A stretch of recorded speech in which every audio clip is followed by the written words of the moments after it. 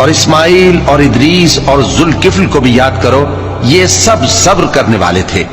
اور ہم نے ان کو اپنی رحمت میں داخل کیا، بلا شبہ وہ نیکوکار تھے۔ اور مچھلی والے پیغمبر یعنی یونس کو یاد کرو، جب وہ اپنی قوم سے ناراض ہو کر غصے کی حالت میں چل دیے اور خیال کیا کہ ہم ان پر گرفت نہیں کریں گے،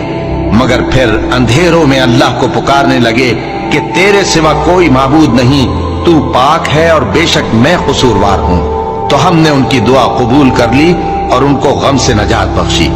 اور ایمان والوں کو ہم اسی طرح نجات دیا کرتی ہیں۔ اور زکریا کو یاد کرو، جب انہوں نے اپنے پروردگار کو پکارا کہ پروردگار مجھے اکیلا نہ چھوڑ اور تو سب سے بہتر وارث ہے، تو ہم نے ان کی پکار سن لی اور ان کو یحییٰ بخشے اور ان کی بیوی کو اولاد کے قابل بنا دیا۔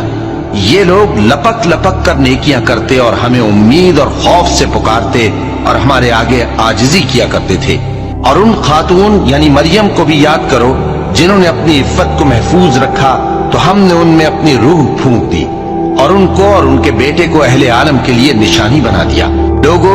یہ تمہاری جماعت ایک ہی جماعت ہے اور میں تمہارا پروردگار ہوں، تو میری ہی عبادت کیا کرو۔ اور لوگ اپنے معاملے میں باہم متفرق ہو گئے، مگر آخر سب ہماری طرف رجوع کرنے والے ہیں۔ اب جو نیک کام کرے گا اور مومن بھی ہوگا تو اس کی کوشش رائے گا نہیں جائے گی، اور ہم اس کے لیے ثواب اعمال لکھ رہے ہیں۔ اور جس بستی والوں کو ہم نے ہلاک کر دیا، محال ہے کہ رجوع کریں، وہ واپس نہیں آئیں گے، یہاں تک کہ یاجوج اور ماجوج کھول دیے جائیں اور وہ ہر بلندی سے نیچے آ رہے ہوں، اور قیامت کا سچا وعدہ قریب آ جائے تو ناگہاں کافروں کی آنکھیں پھٹی کی پھٹی رہ جائیں اور کہنے لگے کہ ہائے شامت، ہم اس حال سے غفلت میں رہے، بلکہ ہم خود ہی ظالم تھے۔ کافروں، اس روز تم اور جن کی تم اللہ کے سوا عبادت کرتے ہو دوزخ کا ایندھن ہوں گے اور تم سب اس میں داخل ہو کر رہو گے۔ اگر یہ لوگ در حقیقت معبود ہوتے تو اس میں داخل نہ ہوتے، سب اس میں ہمیشہ رہیں گے، وہاں ان کو چلانا ہوگا اور اس میں کچھ اور نہ سن سکیں گے۔ جن لوگوں کے لیے ہماری طرف سے پہلے بھلائی مقرر ہو چکی ہے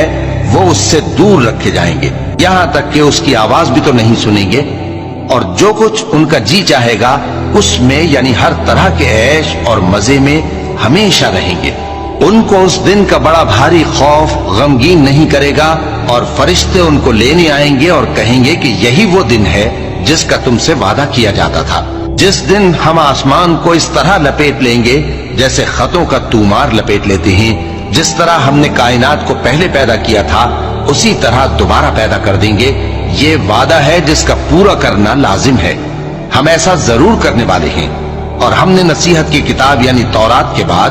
زبور میں لکھ دیا تھا کہ میرے نیکوکار بندے ملک کے وارث ہوں گے۔